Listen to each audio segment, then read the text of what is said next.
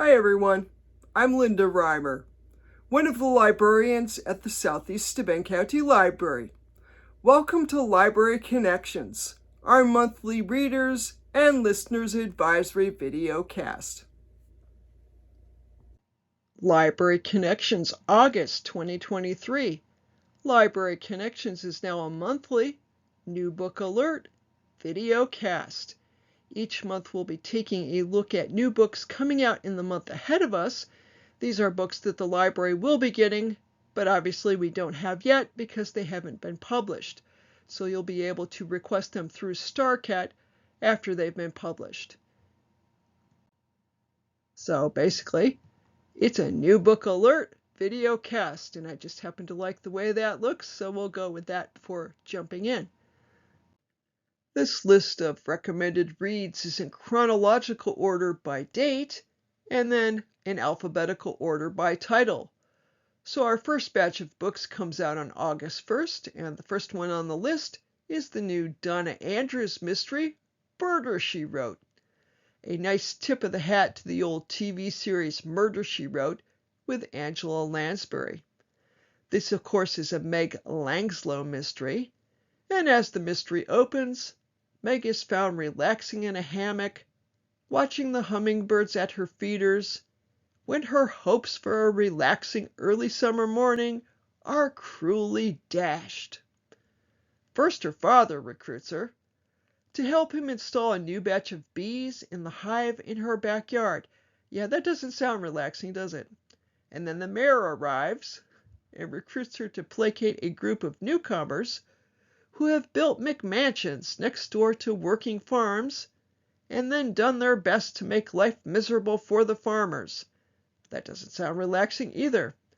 And finally, Meg's grandmother shows up, trailed by a nosy reporter who is writing a feature on her for a genteel Southern ladies magazine.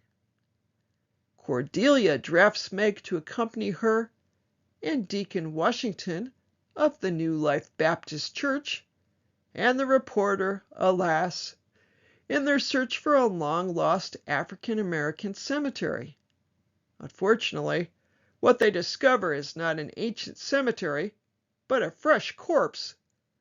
Can Meg protect her grandmother and her town from the reporter who seems to see the worst in everything, and help crack the case before the killer finds another victim? Well, that's the question, but as this is a cozy, I think we know the answer in advance. So, Murder, She Wrote by Donna Andrews, coming out August 1st. Our next new book is The Bone Hacker by Kathy Reich. Temperance Brennan, who following a series of bizarre disappearances on the islands of Turk and Caicos, enters a sinister labyrinth in which a new technology may just wreak worldwide havoc.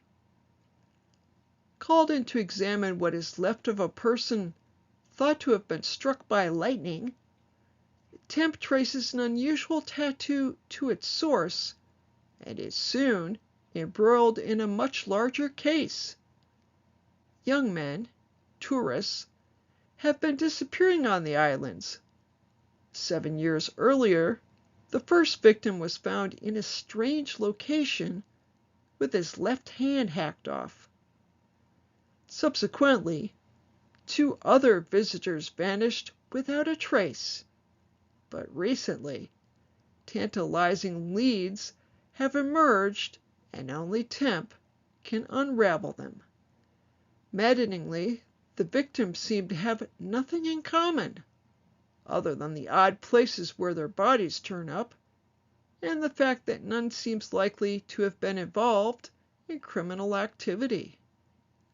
Do these attacks have something to do with the island's seething culture of gang violence? Temp isn't so sure.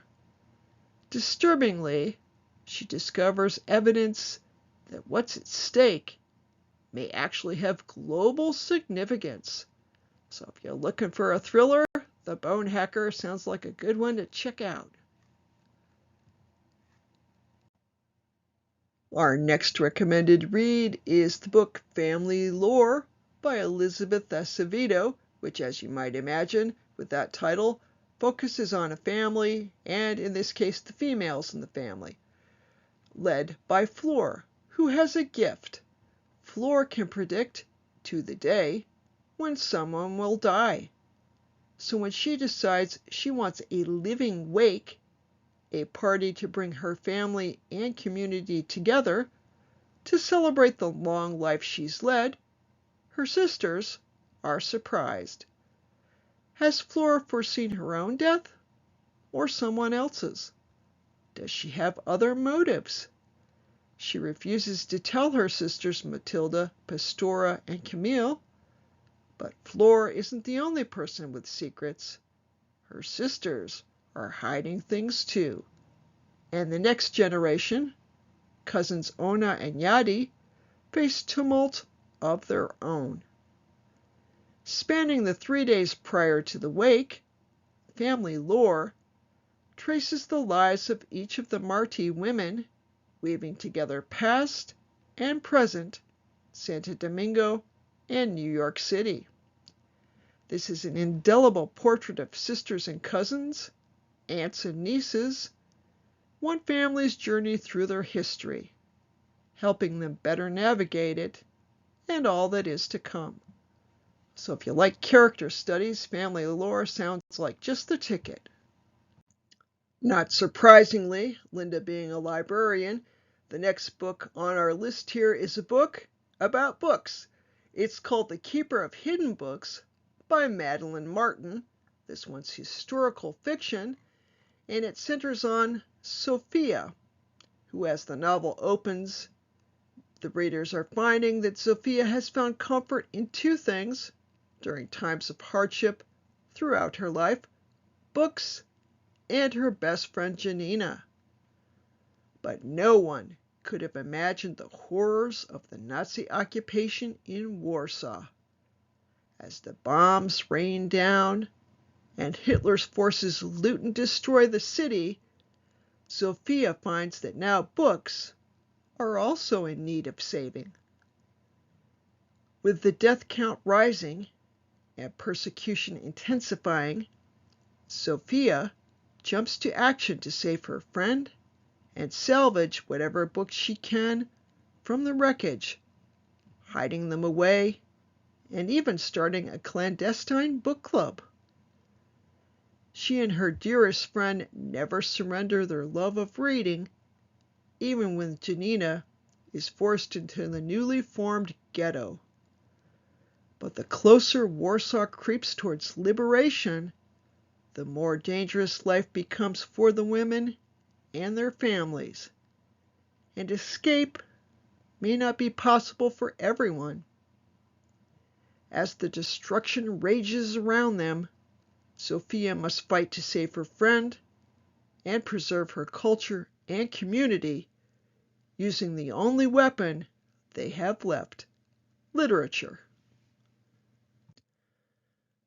Our next title is also a thriller. It's the new Sandra Brown. It's called Out of Nowhere, and it opens at a Texas county fair, where amidst the carousels, in a bustling midway, children's book author Ellie Portman is enjoying a rare night out with her favorite cowboy, her 2-year-old son Charlie. But just as they're about to head home, the unthinkable happens. A shooter opens fire into the crowd, causing widespread panic to erupt all around them. Also caught in the melee was corporate consultant Calder Hudson. Arrogant, self-centered, and high off his latest career win, he's frustrated and confused when he wakes up in the hospital after undergoing emergency surgery on his arm. The doctor tells him that he was lucky, that as far as gunshot wounds go, he pulled through remarkably well. Others weren't so lucky, which instills in Calder a furious determination to get justice. a goal shared by Ellie. Their chance encounter at the police station leads to a surprising and inexplicable gravitation to one another. But even as the attraction grows, Ellie and Calder can't help but wonder if the unimaginable tragedy that brought them together is too painful and too complicated to sustain, especially while the shooter remains at large. And this summer is full of new mysteries, and here's another one. It's called The Second Murderer by DENISE MINA, and this is a Philip Marlowe mystery. And the question begins, has Philip Marlowe finally met his match? It's early fall when a heat wave descends on L.A. Private Detective Philip Marlowe is called to the Montgomery estate, an almost mythic place sitting high on top of Beverly Hills. Wealthy socialite Chrissy Montgomery is missing. Young, naive, and set to inherit an enormous fortune, she's a walking target, ripe for someone to get their claws into. Her dying father and his sultry, bottle-blonde girlfriend want her found before that happens. To make sure, they've got Anne Roridan, now head of her own all-female detective agency, on the case too. The search for Chrissy takes the two investigators from the Montgomery mansion to the roughest neighborhoods of L.A., through dive bars and boarding houses and out to Skid Row. And that's all before they find the body at the Brody Hotel. Who will get to Chrissy first? And what happens when a woman doesn't want to be found? In The Second Murderer, DENISE MINA becomes the first woman to recreate Raymond Chandler's infamous detective, delivering a clever and timely new take on Philip Marlowe, as well as a propulsive, dark, and witty mystery all its own. And here's an eagerly awaited new book. It's called Tom Lake. It's the new Ann Patchett, and it relays the tale of a mother and her daughters. It opens in the spring of 2020, when Laura's three daughters have returned to the family orchard in northern Michigan. While picking cherries, they beg their mother to tell them the tale of Peter Duke, a famous actor with whom she shared both a stage and a romance years before at a theater company called Tom Lake. As Laura recalls the past, her daughters examine their own lives and relationship with their mother, and are forced to reconsider the world and everything they thought they knew.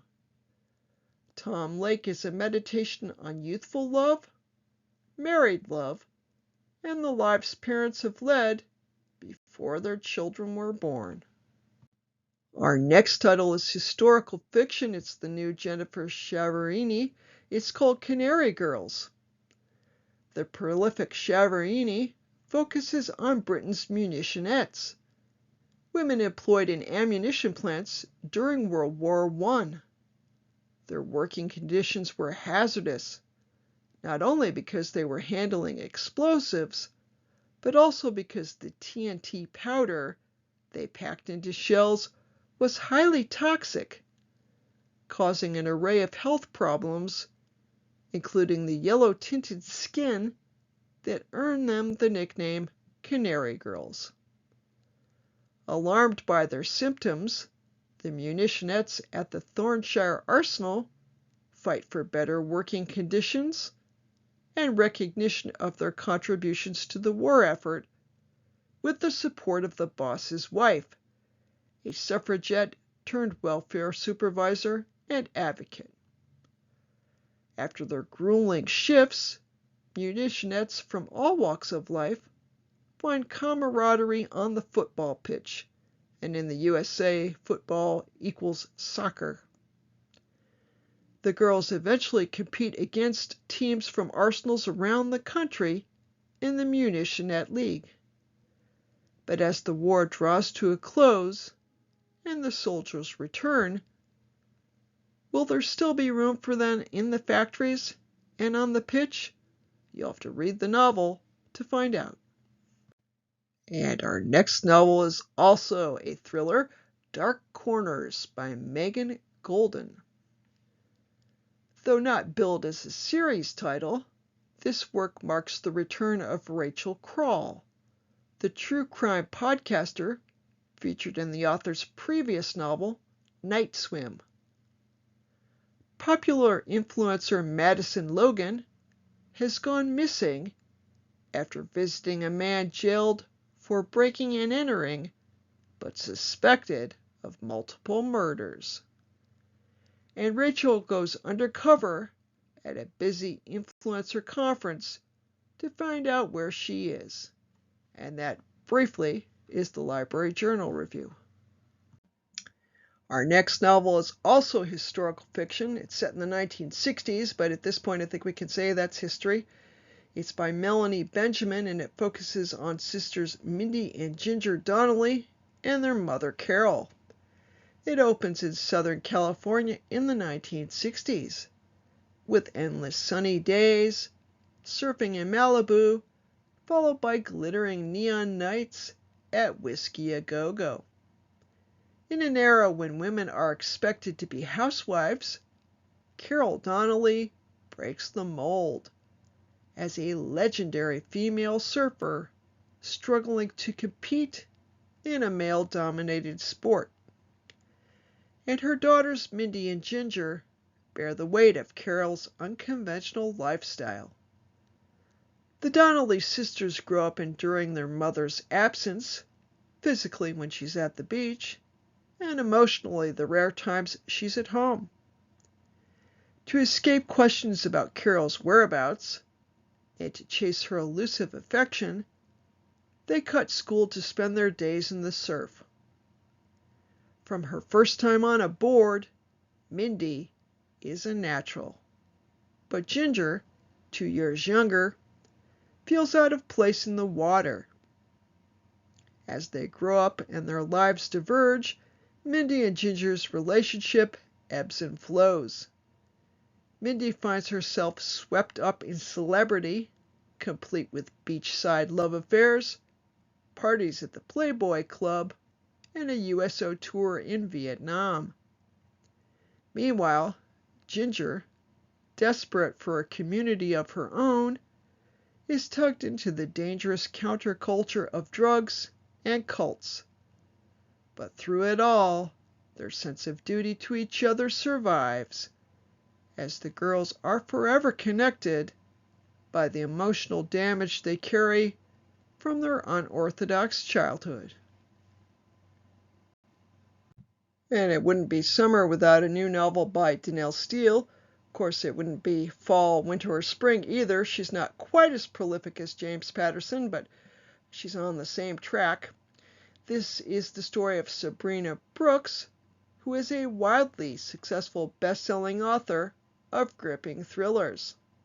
And unlike her fictional characters, Sabrina lives a quiet life in the Berkshires with her 2 beloved dogs.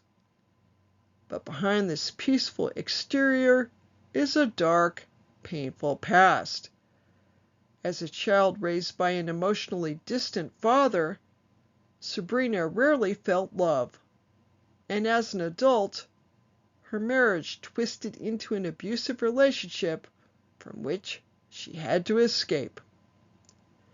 Sabrina channeled that fear into her writing, and now she has everything she ever wanted, until the arrival of a mysterious letter disrupts it all, declaring that Sabrina, as the only living relative of her recently deceased uncle, is now heir to his title and estate just outside of London. The shocking news forces her to cross the Atlantic and see the manor for herself, stirring up her father's past and the secrets he kept. Determined to sell the estate quickly and return home, Sabrina is surprised by how much she loves roaming the gardens and exploring the historic manor. She can't help but admire her surroundings, especially when the handsome estate attorney, Grayson Abbott, acting as her tour guide. As she learns more about the family history, Sabrina begins to wonder what life would be like as Lady Brooks, and if she could upend the stability she has worked so hard for. So the question becomes, is she brave enough to choose a different path? We'll have to read Happiness to find out. Our next title is also historical fiction. It's called The Heaven and Earth Grocery Store by James McBride. This one opens in 1972, and readers are introduced to Pottstown, Pennsylvania, where workers, digging the foundation for a new development, are shocked to find a skeleton at the bottom of a well.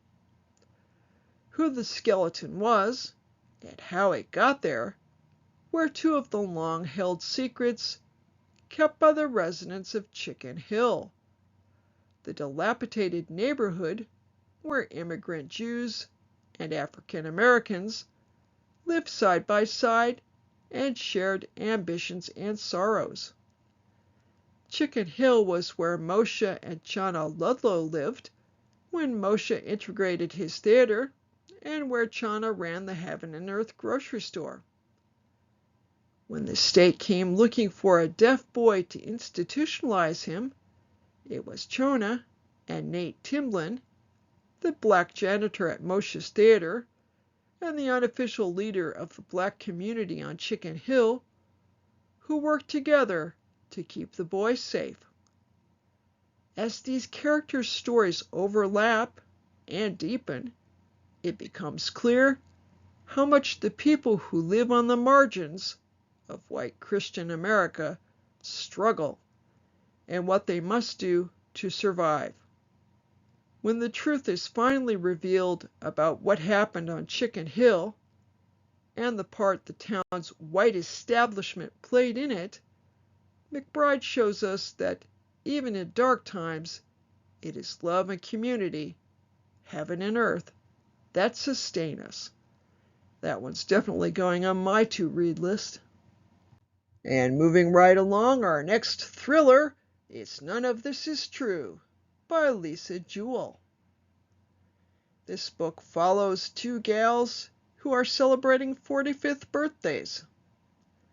Alex Summer is one. She's a local podcaster, and while she's celebrating at a local pub, she crosses paths with an unassuming woman called Josie Fair. Josie, it turns out, is also celebrating her 45th birthday. They are, in fact, birthday twins. A few days later, Alex and Josie bump into each other again, this time outside Alex's children's school. Josie has been listening to Alex's podcasts and thinks she might be an interesting subject for her series. She is, she tells Alex, on the cusp of great changes in her life. Josie's life appears to be strange and complicated, and although Alex finds her unsettling, she can't quite resist the temptation to keep making the podcast.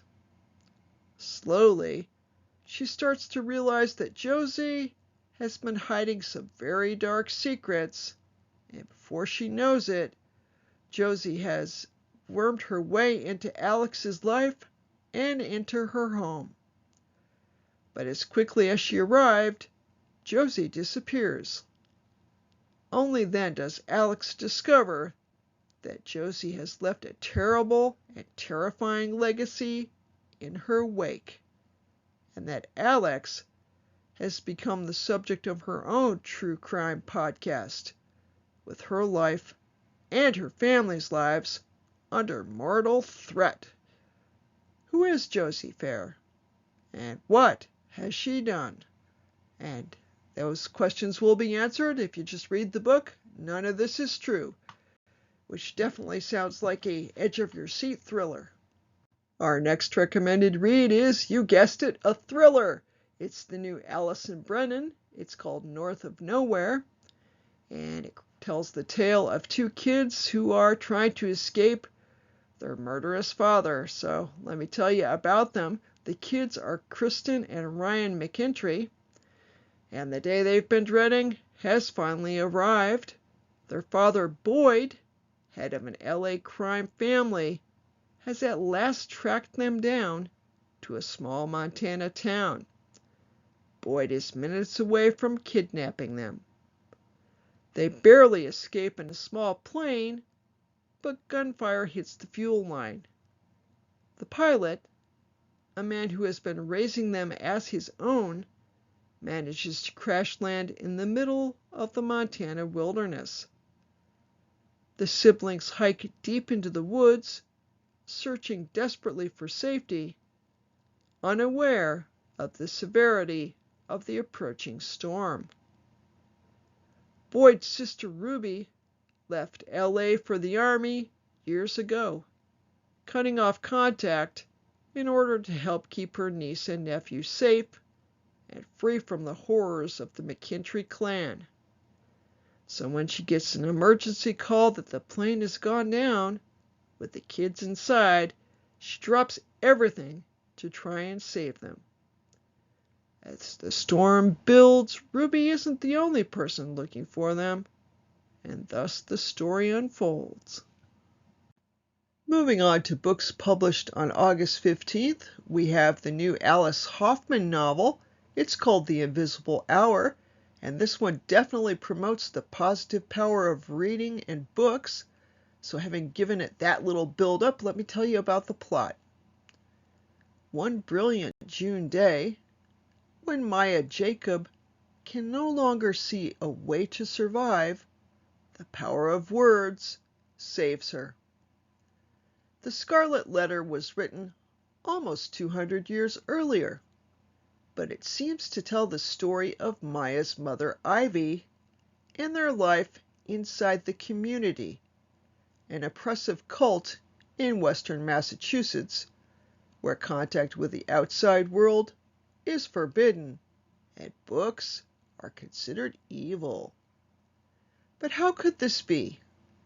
How could Nathaniel Hawthorne have so perfectly captured the pain and loss that Maya carries inside her?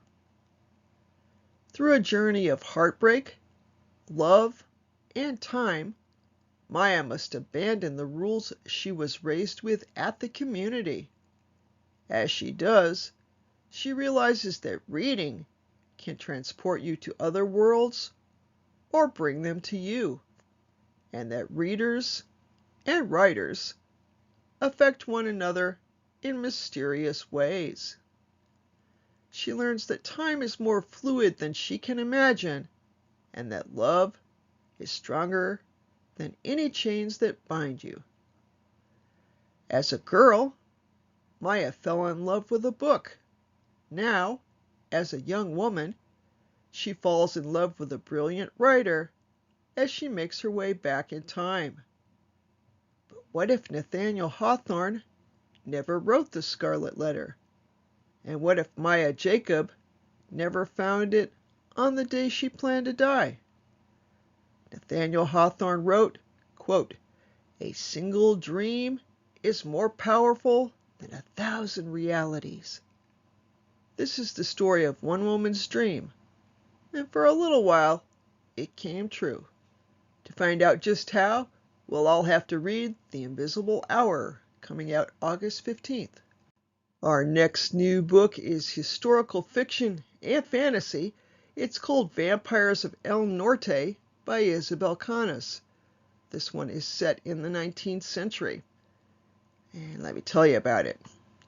As the daughter of a rancher in 1840s Mexico, Nina knows a thing or two about monsters. Her home has long been threatened by tensions with Anglo settlers from the north. But something more sinister lurks near the ranch at night, something that drains men of their blood and leaves them for dead, something that once attacked Nina 9 years ago. Believing Nina dead, Nestor has been on the run from his grief ever since, moving from ranch to ranch, working as a vaquero. And excuse my pronunciation because I'm sure that's not quite right. But that's as close as I can get it, and I'm digressing. Let me get back to the description here. So Nestor's been traveling, and he's been in grief, and he has found that no amount of drink can dispel the night terrors of sharp teeth. No woman can erase his childhood sweetheart from his mind.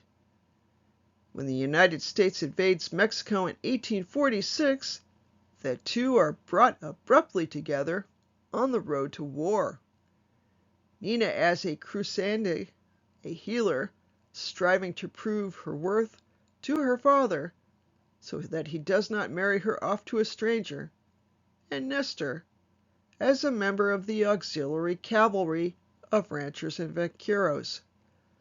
But the shock of their reunion and Nina's rage at Nestor for seemingly abandoning her long ago is quickly overshadowed by the appearance of a nightmare made flesh.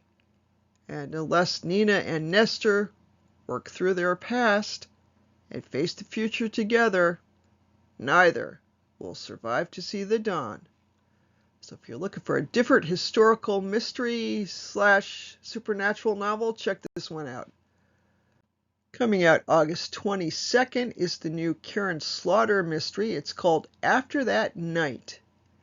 This is a Will Trent novel / mystery. So let's see what Will's up to. Will Trent and Sarah Linton are back in an electrifying thriller featuring GBI investigator Will Trent and medical examiner Sarah Linton from New York Times bestselling author Karen Slaughter. After that night, everything changed. 15 years ago, Sarah Linton's life changed forever when a celebratory night out ended in a violent attack that tore her world apart. Since then, Sarah has remade her life. A successful doctor, engaged to a man she loves, she has finally managed to leave the past behind her. Until, one evening, on call in the ER, everything changes. Sarah battles to save a broken young woman who's been brutally attacked. But as the investigation progresses, led by GBI Special Agent Will Trent, it becomes clear that Danny Cooper's assault is uncannily linked to Sarah's. And the past isn't going to stay buried forever. So if you want to find out what happened in the past, you have to read After That Night, coming out August 22nd. Moving on to titles coming out August 29th, we have The Breakaway by Jennifer Weiner. It tells the tale of Abby Stern, who has finally made it to a happy place in her life, despite the fact that she's still working gig jobs instead of a career, and she still lives in the apartment that she's been in since college. But she's got good friends, her bike, and her bicycling club, and she's mostly at peace with her plus-size body, most of the time.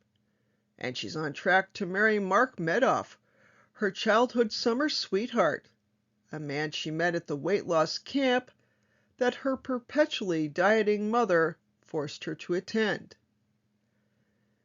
15 years after that final summer at Camp Golden Hills, when Abby reconnects with a half his size Mark, it feels like the happy ending she's always wanted. And yet, Abby can't escape the feeling that something isn't right, or the memories of one thrilling night she spent with a man named Sebastian 2 years previously. When Abby gets a last-minute invitation to lead a cycling trip from New York City to Niagara Falls, she's happy to have time away from Mark, a chance to reflect and make up her mind. But things get complicated fast. First, Abby spots a familiar face in the group, Sebastian, the one-night stand she thought she'd never see again. Sebastian is a serial dater who lives 100 miles away. In spite of their undeniable chemistry, Abby is determined to keep her distance, and thus the plot unfolds. Oh, and I forgot to mention that her mother shows up in the midst of this too. So this is an interesting, fun summer read. You know it's going to have a happy ending. That's another good thing about it. So The Breakaway by Jennifer Weiner. Next on our list is the new Alice Feeney thriller, Good Bad Girl. 20 years after a baby is stolen from a stroller, a woman is murdered in a care home. The two crimes are somehow linked, and a good bad girl may be the key to discovering the truth. Edith may have been tricked into a nursing home, but at 80 years young, she's planning her escape. Patience works there, cleaning messes and bonding with Edith, a kindred spirit. But Patience is lying to Edith about almost everything. Edith's own daughter, Cleo, won't speak to her, and someone new is about to knock on Cleo's door, and their intentions aren't good. With every reason to distrust each other, the women must solve a mystery with 3 suspects, 2 murders, and 1 victim. If they do, they might just find out what happened to the baby who disappeared, their mother who lost her, and the connections that bind them. And our final notable new read, also coming out August 29th, is Learn by Heart, the new novel by Emma Donoghue. A heartbreakingly gorgeous novel based on the true story of 2 girls who fall secretly, deeply, and dangerously in love at boarding school in 19th century York. Drawing on years of investigation and Anne Lister's 5-million-word secret journal, Learn by Heart is the long-buried love story of Eliza Raine, an orphaned heiress banished from India to England at age 6, and Anne Lister, a brilliant, troubled tomboy. The girls meet at the Manor School for Young Ladies in York in 1805, when both are 14. Emotionally intense, psychologically compelling, and deeply researched, Learn by Heart is an extraordinary work of fiction by one of the world's greatest storytellers. Full of passion and heartbreak, the tangled lives of Anne Lister and Eliza Raine form a love story for the ages. Want more reading, listening, and viewing recommendations? Check out the Tech and Book Talk blog, which offers shorter weekly and monthly recommendations. Also, check out the back catalog of Library Connections videos found on the Southeast Bend County Library's YouTube page. And that's Library Connections for this month. I'll be back next month with a new edition. Have a great month, and stay cool.